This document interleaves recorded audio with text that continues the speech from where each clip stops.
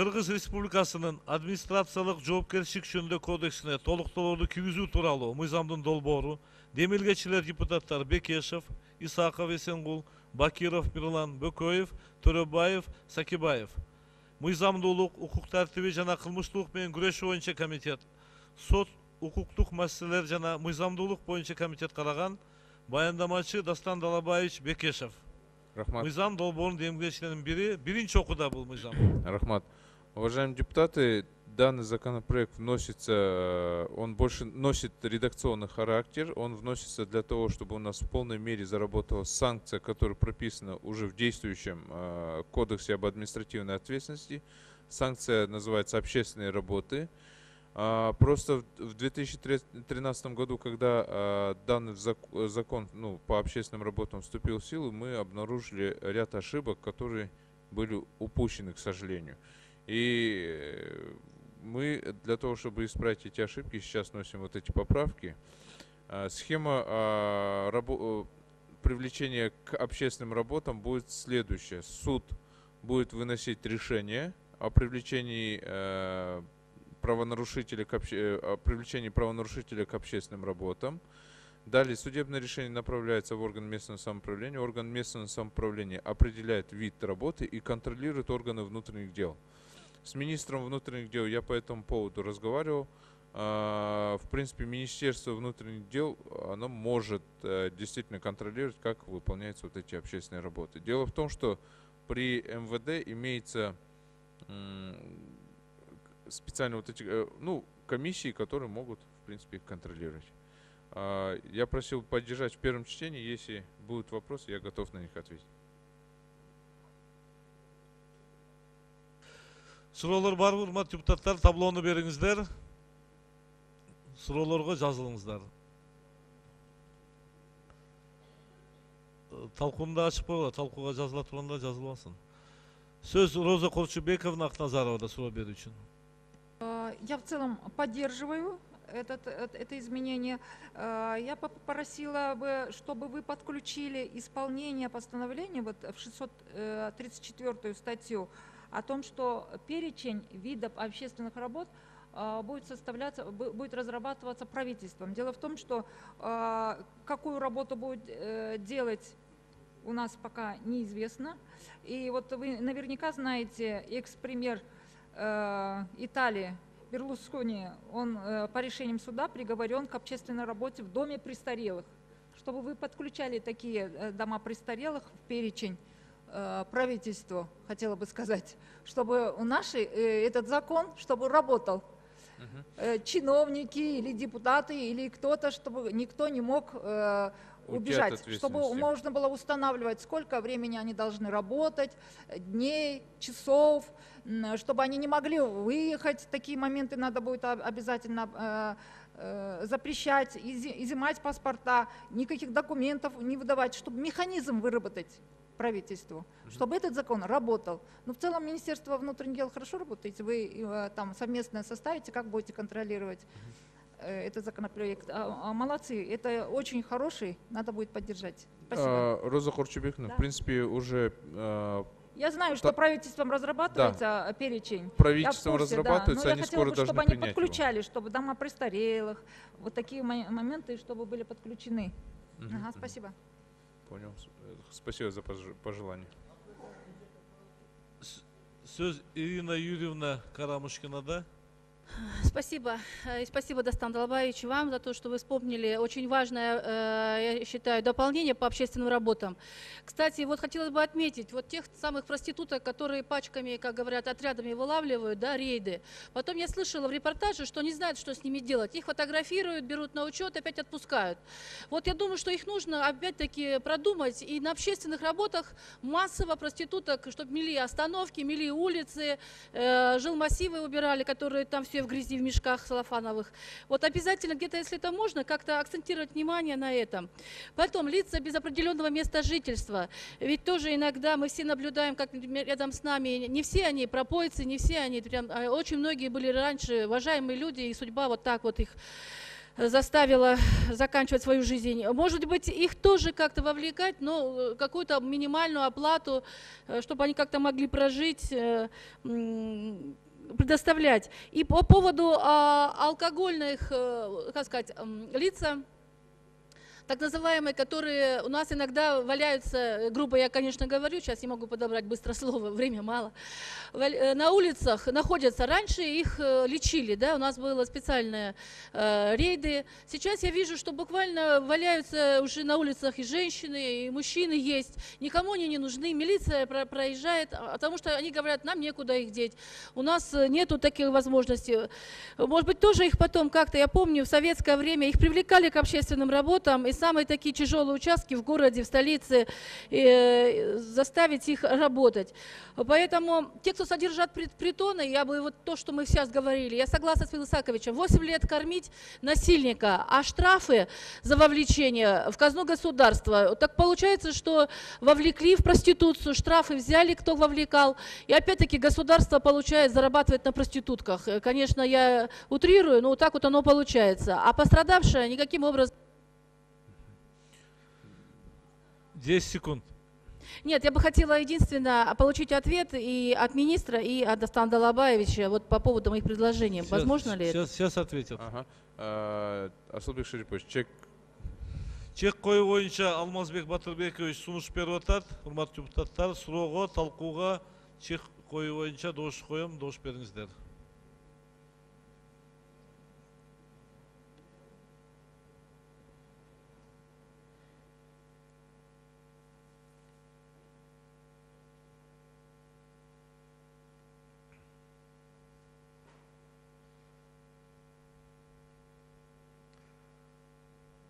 Урматтуу депутаттар, каттоодон өткөн депутаттар. Добуш бериңиздер, кайрадан добуш коем. Урматтуу депутаттар.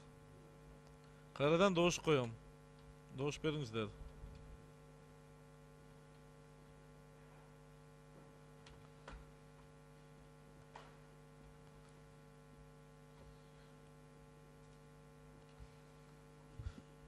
Самому себе пришлось помогать. Макул 62, каршы 3, барды 65, катталды 94. Рахмат. Значит, Ирина Юрьевна, по значит, криминализации проституции, я хотел бы так сказать, ну, у многих действительно есть желание, и даже вроде инициатива была у МВД о том, чтобы тех, кто занимается проституцией, привлекать либо подвергать административному штрафу, ну, вы предлагаете к общественным работам. Понимаете, здесь как бы этот вопрос имеет две стороны медали. Объясню почему. Если мы криминализуем, сделаем это как административным правонарушением, проституцию, то тогда сотрудники органов внутренних дел начнут активно на этом зарабатывать. А многим таким девушкам придется уйти в тень, и вы сами понимаете, будет увеличиваться число заболевающих венерическими заболеваниями.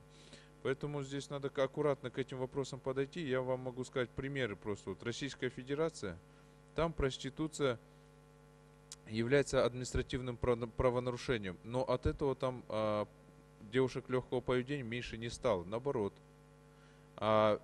И крышует практически там полиция. Это можно действительно с уверенностью говорить об этом. У них на каждом углу, на каждом перекрестке реклама таких услуг идет. Свободно органы внутренних дел там это знают, видят. Ну, они понимают, что за такими вещами находятся высокопоставленные покровители. Поэтому здесь сторона имеет две медали. Что касается, ну, различных социальных лиц, то я с вами согласен, их можно, в принципе, привлекать к общественным работам. Более того, мы почему вот эти общественные работы, вообще изначально эта идея откуда родилась? Мы провели мониторинг изоляторов временного содержания. Вот были случаи, когда семейное насилие происходит. Человека приводят в ИВС, он 15 суток лежит, у него у самого там денег нет, у органов местного самоуправления нету денег его кормить. И приходится, даже несмотря на судебное решение, его отпускать, он там сидит, подметает, также ходит, водку пьет, может домой уйти, убежать там. Такие случаи на самом деле много и сплошь и рядом. Поэтому мы решили сделать это как другой вид наказания, более полезны для самого общества. Рахмат, министр, сіз да жооп берип койсун деди. Я тоже согласен. Вот, значит, очень много лиц задерживается за разные правонарушения. В приемнике распределения очень много лиц. Конечно, это все будет зависеть. Закон будет работать тогда, когда местное самоуправление будет предоставлять им эти работы. Понимаете, вот мести улицы или, допустим, со столбов снимать эти вот все наклейки, да, или, допустим, чистить арыки. Это вот как в кино операции вот и Шурика, знаете, да, когда говорят там шаг вперед, мясо гомина, 2 шага, там вот это вот примерно вот такая должна быть организация. Вот. Рахмат. И мы будем помогать местному самоопределению. У нас есть лица, есть приемник распределителей, есть, значит, сеть участковых инспекторов там и так далее, и так далее. Вот, есть и патрульно-постовая служба, которая может контролировать. Нужно правильно организовать эту работу и все. Рахмат, я хотел бы пару слов в поддержку Ирины Юрьевны и Дастана Далабаевича сказать. Недавно была по телевидению передача. Один из бывших бомжей, он вернулся к нормальной жизни, семья, поднялся и у себя в доме устроил реабилитационный центр на свои деньги. Он с улиц бомжей зовет к себе и реабилитирует через труд как раз в поддержку. То есть он стал хорошим, нормальным семьянином и вот он занимается этим вот от Бога. И еще один пример я сам знаю в городе Айше. Бывший бомж, он стал респектабельным вполне человеком и руководит сегодня, ну, крупным хозяйством, вот так скажем. То есть есть примеры. И я согласен с вами, Ирина Юрьевна, не только карательными методами. Мы реабилитацией через труд должны заниматься. Государство, они просто предоставляем ночлежек и наказанием. Сөз Анарбек Баратович Халматовта. Рахмат. Дастан Далбаевич, административный кодекс вы предлагаете дополнить новой статьей, да? Нет, не новой статьей, мы тут... Это же новая статья. Раньше не было этого. Хорошо, ладно, это не важно. Нет, было. Есть у нас сейчас в действующем кодексе общественная работа, но они не заработали. Почему? Потому что вот нужны вот эти редакционные поправки. 634.1, это новая статья. Смотрите, вы здесь пишете, контроль за исполнением постановления о привлечении к общественным работам осуществляется органами внутренних дел, да? Еще есть другая статья. Вы обратите внимание, 41. Где черным по белому записано, что органы внутренних дел и органы местного самоуправления совместно осуществляют меры по привлечению к лицам к общественным работам. Это противоречит этой норме, поэтому нужно привести соответствие. Нет, комитет по правопорядку привел в соответствие. Заключение, вот если вы можете прочитать, они уже этот момент на это... Привели, да? Да, привели Что-то соответствие. Решение комитета я не нашел, но тогда правильно сделали. Тогда... Не, они привели соответствие там. Тогда правильно. Еще нужно записать, что правительство поручит рекомендовать привести свои соответствующие нормативные правовые акты в соответствии с принимаемым законом. Так, ну это со статью 2 мы добавим без проблем. Хорошо. Все у меня. Рахмат. Сөз Исмаил Сахович Исаховта. Дастан мырза, коомдук иштерге тартуу идея абдан туура, концепцияны мен колдойм. Бирок бул жерде коомдук иштердин мөөнөтү мыйзам менен бекитилиш керек. Ал кайсы жерде турган ошо жергиликтүү өзүн өзү башкаруу органдар жана башка органдар, мамлекеттик органдар аныктай берсин. Бирок коомдук иши мөөнөттөрүн биз жазышыбыз керек. 6 ай, 2 ай, 1 ай, мынанча саат ар бир күнү деп туруп. Сааттарды Сааттар жазылған 40-1 беренінде жазылып тұрған уже. Ал күнүнкү сааттар жалпы мынандай канча иштегенин дагы жазып коюш керек да. Бул биринчи. Экинчи, мынабы 584 берени карап көрсөңөр, сиз жазып атасыз, эгерде бир администрациялык жоопкерчиликке тартылган жаткан адамдын жашаган жери боюнча иш каралат экен, жана же болбосо ошол жер жасалган иш жанагы чипи болгон жерде каралат экен да. Бул туура эмес болуп калып атат. Экинчисин алып коюшубуз керек. Себеп дегенде, мисалы, балыкчыдан мына ысык көлдөн келе атышып, же кетип атканда ошол жерден бирөөнү уруп кеттим. Ал эми ал ушу мыйзам боюнча ушу Бишкектики жаран уруп кеткен. Бишкекте карасын десе, ал жабырдагы тартса. Анан кийин ошо балыкчыдан ушу доказать этип Бишкекке келе берем. Жок, тура эле Ошон айтып үчүн муну алып коюш керек да, бул муруп жерде келе. эки вариант жазылып турбайбы? Ошонун бирин алып коюш керек да, ошо кайсы жерде жасалса ошол жерде гана карайт деген бул туура. А бирок ошо жашаган жери деп Бишкекте жашаса же Ошто жашаса, балыкчыдан эмне Ошко барып, жана жабыр тартканын аныктап жүрөбү? Мисал да, же Баткенде, же Нарында. Ошон үчүн мына кайсы жерде факт кылмыш болсо, ошол жердеги карасын деп гана коелук. Себеп дегенде көбүнчө ошол жергиликтүү адамдар жабыр тартат да. Машиналар уруп кетет. Биз мындайда, биз ошол практиканы штрафтан алдык. Анткени мындайда, сиз мисалы бир жаран, мисалы Баткенде авария кичине болсо, бирок Бишкекке кетип калса, ошону все равно штрафты Бишкекте салат. Разница кандай, в принципе? Эми Бишкектик жаран ошол жерге барып авария кылса, анан Бишкекке келип ушул жерден ошол тигилер дал деп жүрөбү. Мен ошол жерде Баткенде уруп кетти эле деп бул жердин сотун. 10 секунд Менин оюмча ушундай эки вариантты калтырыш керек да. Ушуну карап көрүш керек, урматтуу коллегалар. Бирок биринчи часы туура эле, экинчи часын алып койгонго карап көргүлө экинчи окууда. Рахмат. Хорошо, карап көрөбүз. Биринчи окууда жазуу түрүндө да берип коюңуздар, урматтуу депутаттар, сунуштарыңыздарды. Сөз Майрам Гулбекчироевна Тилинчиевада. Так, рахмат. Негизи бул мыйзамдын мен да колдойм, идеясы жакшы. Мурда билесиздер, Союздун учурунда бизде жана ичип кеткендерди, жанагы майда тартипсиздик кылгандардын баардыгын тең соттун чечими менен бир 15 күндүк жазага алып барчу эле. Бул абдан туура, жана коомдук иштерге тартуу түрүндөгү бир администрациялык чара. Бул абдан туура. Мен да кошулуп айтайын дегеним, Исмаил Саашко кошулуп, жана күнүн мурда 15 күн деп конкреттүү түрдө жазылчу эле. Бул жерге да биз күнүн коюп койсок конкреттүү түрдө, анан коомдук иштерге тартуунун түрү дейт. Эми ошолорду кандай коомдук иштерге тартабыз? Ушунда түрүн бул жерде конкреттүү көрсөтүп койсок деп ойлойм да. Менин сунушум ушундай болуп атат. А так мен негизи бул мыйзамды колдойм. Сиз сунушту берсеңиз, биз албетте карап көрөбүз ошону. Сунушуңузду бериңиз жазуу түрүндө, Майрам Гулбекчироевна. Сөз Эркингүл Бекбатчан Иманкожоевада.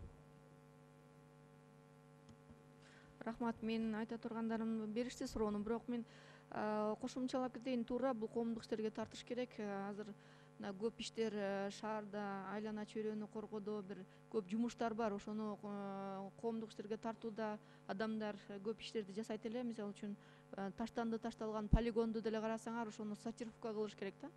Сортировкага деле ушул коомдук иштерге тартылган адамдар барып, ошону жасаса да болот да. Анан мен бул бир сунуш эле да, бул жеңил статья менен соттолгон адамдар түрмөдө отурушпайбы? Башка өлкөлөрдө дагы бар экен да, ошолорду алып чыгып, бир канал каздырып, тазалап, мына ошондой жумуштарга алып чыгышат экен да. Мындай маселелер дагы ушуларды. Ошону перечень ушундай коомдук жумуштарды кандай аткарыш керек, кандай вид ошону бүт баарын өкмөт түзөт да, өкмөт бекитет ошону токтом менен. Рахмат. Сөз Туратбек Мадылбекович Мадылбековда. Рахмат, Асылбек Шарович. Дастан Далбаевич, менде мындай суроолор бар да. Сиздер ушул мыйзамды кабыл атканда, мисалы 2013 жылы анализ деп көрдүңүздөрбү? Канча факт бар экен ушул коомдук иштерге тартылуу боюнча? Жок, пока жок ушундай факттар. Анткени мындайда бул жаңы санкция болуп атпайбы? Еще пока иштеген жок. Анткени мурда да бар болчу да коомдук иштерге тартуу боюнча. Жок, болгон жок. Административдик кодексте болгон жок. Эми анда коомдук иштерде эмнени билесиз? Эми ар кандай да коомдук иштер ар кандай бар да. Эми мындай нерсе да, коомдук иштерди, конечно, бул мыйзамга жазбай эле кандай түрлөрү бар, кай жерлерге колдонот дегенде, бул өкмөт өзүнүн токтом ушул мыйзамдын аткарышы боюнча токтом чыгарып, ошол жерге бүт баардык нерсени, перечиндерди киргизип коюш керек деп ойлойм да. Бул биринчиси. Экинчиси туура, жанагы Исмаил Сааков да суроо берип кетти. Бул жерде же ким көзөмөлдөйт булардын коомдук иште иштешин? МВД көзөмөлдөйт. МВДдан да өзүнчө подразделение болуш керекпи? Азыр министр айта кетпеди. Алардын в принципе подразделениялар бар. мисалы ошо коомдук иштерди көзөмөлдөө боюнча жанагы административдик нарушительдердичи андай мисалы жок болсо керек подразделение Абдылаш Эргазиевич? Жок. Атайын ушундай подразделение жок. Бирок илгери 15 суточниктерди биз определять кылчубыз через приемник распределитель. Анан азыр мына могу мэрияда, местный самоуправленияда местный бюджет менен отурган милициялар бар да. Вот полк по санитарной очистке бар, то есть подразделение бар. Ошолорго жүктесе болот. Приемникте бар, приемник распределитель штаты бар. Анан кийин ар бир район, 1 май болобу, Свердлов району болобу, алардын арасында жанакы биз ПСН түшкөн балдарды можем привлекать. То есть бул жерде жанакы көп нерсе бизден биз качкан жокпуз ал жумуштанчы. Биз да контролго ала беребиз. Мисалы шаардын милициясы күчү жетет. Главное буларды уюштуруп бериш керек да. Мисалы аким уюштуруп бериш керек. Же болбосо местный самоуправление айтат, мына момундай жумуш бар, могу жерге бар, столовый аркылуу иштегиле, же болбосо могу тиги парк Панфилованы шыпыргыла, же болбосо ошонун баарын эметип туруп анан эметсе биз жардам беребиз, нормально. Эми бир күндө 8 саат жумуш иштейт деп коелу. Тамак ашын ким берет ушундо? Тамак ашын местный самоуправление иштеген карата 10 сом береби, бир күнгө 5 сом береби, алар эметиш керек. Жоксо бир столовыйга закреплять кылабы. Мисалы Абдылаш Эргазиевичте бул ошол мындайда мен жооп берем. Адам негизинен өзү тамак аш боюнча жооп беремчи, Туратбек Мадылбекович. Тамак аш боюнча жергиликтүү органдар алар беришпейт акчаны. Анткени мындайда самое максимальное наказание на 40 часов. Они могут растянуть по 2 часа. Ну зачем кормить еще? Он мало того, что он совершил правонарушение, его еще кормить будут. Но это будет уже совсем гуманно, да, будет? Мен бир корккон жерим бар да, себеби дегенде ушул административдик жанагы ишке жок, коомдук ишке тартылып, бир топ жумуштардын баарын жасайт. Бирок мисалы Абдылаш Эргазиевич мэрия деп айтып калды. Мэрияда мисалы тазалык деген өзүнчө бир подразделение бар. Ошого көп жумшайсыздар, туурабы? Туура. Эгер жумшаганда эртең ошо мэрия өздөрү иштетип алып туруп, акчалардын баары тең список этип өздөрү чөнтөгүнө салып койбойбу? Жок. Бул жерде акча бөлүнбөйт. Дастан Далабаевич, можно я помогу? Наверное, будет правильно так. То есть органы будут выстраивать отношения с тем субъектом, на который они будут работать.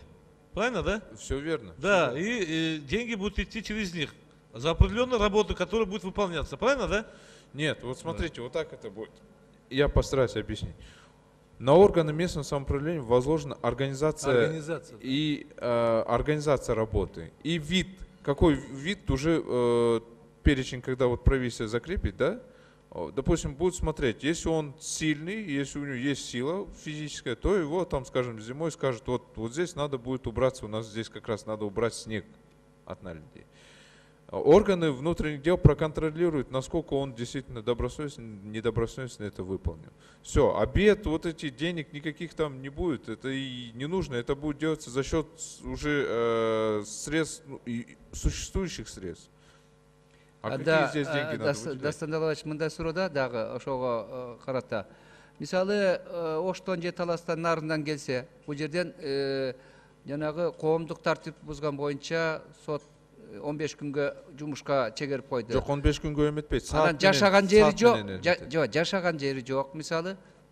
Анан кийин ак чөнтөгүн акчасы жок. Акча ошон үчүн жазып атпайбызбы? Вот Исмаил Исахович айтып атпайбы азыр? Надо сделать так, чтобы только там, где он совершил правонарушение. А поэтому мы предусматриваем вариант и по месту жительства. Ошол өзү жашаган жерде в принципе тартылса болот да. Мен ошондо эгер по месту жительства мисалы Баткенден келип бул жерге жанагындай буйзам тартиптерди бузду, ал эми Баткенге жиберсек, аны ким көзөмөлдөйт, кантип көзөмөлдөйт, ким кандай эмелерин баарын тең карайт да, ошочу учет. Бул эми мындай да, на самом деле көзөмөлдөсө болот. Соттун чечим бар болгондо алар по идее, они же должны же исполнять это Ну, судебное. с учетом высказанного, и вы еще рассмотрите на втором чтении, правильно, да? Конечно. Дастан Далабаевич, вот Конечно. так остановимся на этом. Мгм. С учетом высказанного. Сөз Ыргал Кармышаковна Кадралиевада. Рахмат, менин суроом өкмөткө. Перечинде өкмөт аныктайт деп атпайбы? Субботниктен башка, Алина чөйрөнү тазалоодон башка кайсы коомдук иштер бар азыркы күндө? Бул мыйзам долбоору боюнча ошол перечинди өкмөт түзөт деп турат. Өкмөт мыйзам кабыл алынгандан кийин ошол перечинди түзөт деп эсептейбиз. Ал жерге сиз айткандай баягы коомдук иш катары субботниктерден башка эми курулуучу жайларга кошо иштетсе болот. Кары картаңдар үйлөрүнө, балдар үйлөрүнө сиз айткан сунушту эске алуу менен ошону түзөбүз деп эсептейбиз. Кылычбек Асаналиевич, биз анда бир эле бул мыйзамды эмес, башка мыйзамдардын баарын өзгөрткөнгө туура келет. Мисалы үчүн, куруучулук кылалы десек, азыр бизнесмендердин фирмалары курат. Тендер аркылуу болот. Жол куралы десек, тендер аркылуу Кытайлар куруш керек бизде. Билесиздер да, бул эреже болуп калды. Ошондуктан мен айтар элем, бул мыйзамды азыр айтыңыздар сиздер, башка мыйзамдарды өзгөртүү менен алып келишибиз керек деп. Бул биринчиден, экинчиден. Мен буга чейин көтөрдүм эле, 15 миңге жакын түрмөдөгү кылмышкерлер жазасын өтөп атат, туурабы? Алар азыр иш жоктун айынан бизден гана криминалдык аталыктар кыйын болуп чыгып атат. Ошондуктан мен айткан элем, жол курууга ушулар тарталы деп, туурабы? Мына ушулар коомдук иштерге тартуу болуп эсептелет деп ойлойм. Экинчиден, биз сөзсүз эле куруучу башка десе эле акча менен чечип калдык да, канал газалы десек да акча сурайбыз. Акча миллиондон аштыбы, тендер жарыялаш керек дейбиз. Ошондуктан атайын туура айтты азыр коллегам. Атайын МВДнын ичинде атайын подразделение дейбизби, кандай түзүлсүн ушул боюнча. Ошол жагын эске алышыбыз керек. Андан сырткары, мен бул токтомдун аткарылышына көзүм жетпей, урматтуу спикер Аштылбек Шарипович. Себеби өкмөттүн токтомдо аткарылбай аткандыгы тууралуу бул бир эле далил эмес. Мына ВИЧ инфекциясы боюнча атайын биз ооруларга токтом кабыл алып бердик, аткарылган жок толук түрдө. Миграция боюнча менин демилге менен токтом кабыл алып бердик, аткарылган жок. Бул мыйзам токтом эмес.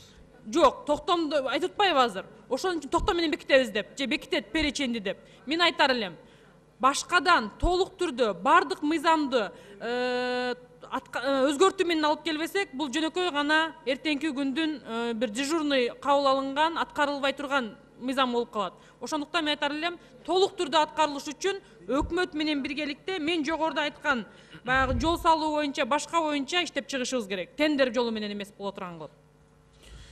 Ыргал Карымшаков, сөз менен айтканда мындай оңой эле айтыш үчүн да. Эми түрмөдө отурган кишилерди мындай жөн эле алып бара албайсың, алар эч качан алар жөн эле иштешпейт алар. Аларды ким охрана кылат? Это просто легко словами говорить, а на самом деле побегов сколько будет, да, там же, что это, нереализуемо. Вот то, что вы предлагаете, это просто действительно предложение хорошее, но это как по желанию можно принять. А так, если говорить, что постановление не будет работать, ну давайте тогда ничего не будем писать, постановление пусть правительство не принимает. И все, будем жить тогда без всяких там нормативных актов. Так же тоже нельзя. 10 секунд. Рахмат, Дастан Далабаевич. Мен сиздикине каршы пикир эмес. Бул мыйзамды аткарылыш үчүн биз толуктоо киргизишибиз деп сунуш берип атам. Ансыз аткарылбай турган мыйзам катары болуп калат. Себеби азыркы күндө коомдук иш жок. Мусор ташыгандан башка. Айтканыңыз эске алынат деди Дастан Далабаевич. Конкрет түрдө сунуш болсо жазуу түрүндө бериңиздер. Сөз Ташболот Балтабаевда. Дастан Далабаевич, сиз ушу мыйзам долбоорун суруштап атканда чет элдик практика менен таанышып көрдүңүзбү? Кайсы мамлекеттерде ушундай мыйзам бар экен, кандай иштейт экен? Ушундай практика башка өлкөлөрдө. Убакыт токтотуп койбойсуңар. Мен башка өлкөлөрдө 5 секунд айттым, уже 30 секунд кетти. Башка өлкөлөрдө бар. Bizde dağı var, бирок ал в уголовном исполнительном кодексе это прописано. У нас есть, но это в уголовном исполнительном кодексе. А в других странах это работает.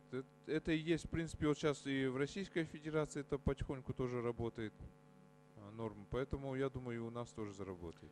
Мен ойлойм, мына депутат Мадылбеков, депутат Кадыралиевалардын айткан пикиринде мандем бар да. Бул мыйзам кабыл алганыбыз менен иштебейт. Механизмдери жок.